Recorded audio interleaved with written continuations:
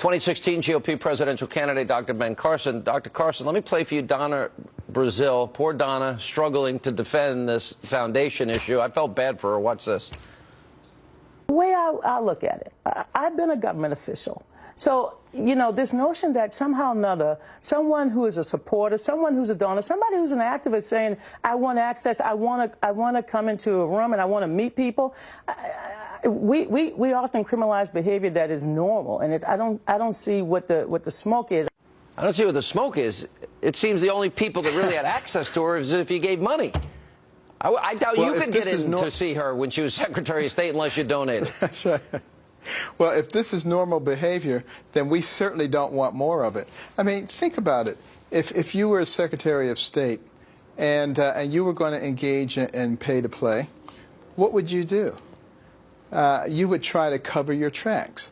And hence, you see all these deleted emails and all this subterfuge. I feel sorry for Donna Brazil and the people who have to try to defend this because they know it's not right. But here's the real thing to think about.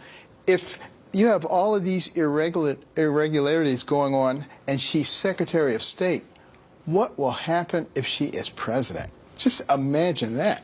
I think that's a really good point. How is it that this doesn't seem to be penetrating? And do you think that the revelations last week and the new emails last week that showed that more than half the people, private individuals she met with, actually donated to the foundation or pledged donations, do you think they purposely used the race card to distract the attention of the American people by playing the Klan ad? Well, I think that's always their default position. We can play the race card, and that, I think, in and of itself is a mistake. To liken Donald Trump to the Ku Klux Klan, it would make people start asking questions like, where did the Ku Klux Klan come from? They came from the Democratic Party.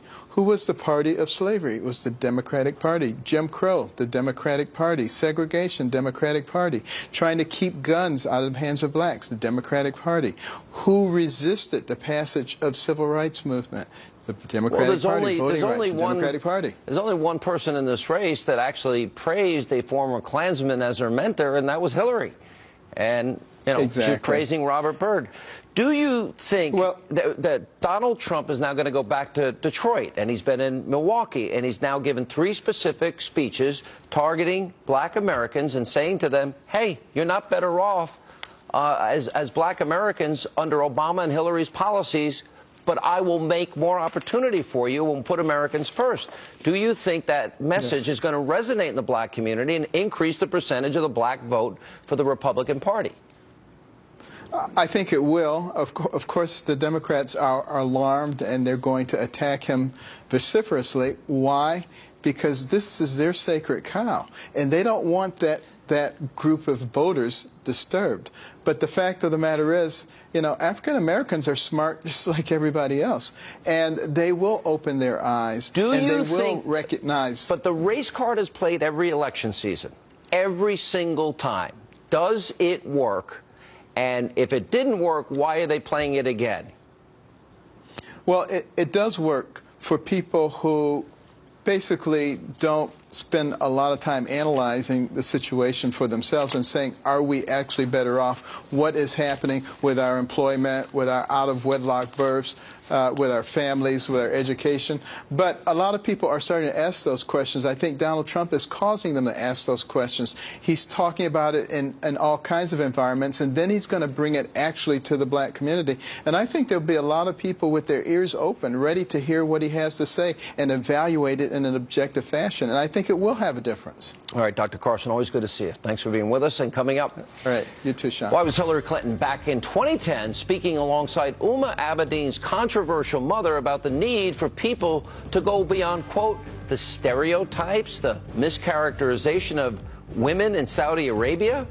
Really? I think it's actually fairly accurate. Coming up next, we will reveal what life is really like for women in that country. Jay Sekulow, Doug Shaw, Denise Borelli weigh in next. Also tonight, Hillary Clinton continues to play the race card against Donald Trump, while the GOP nominee is making a huge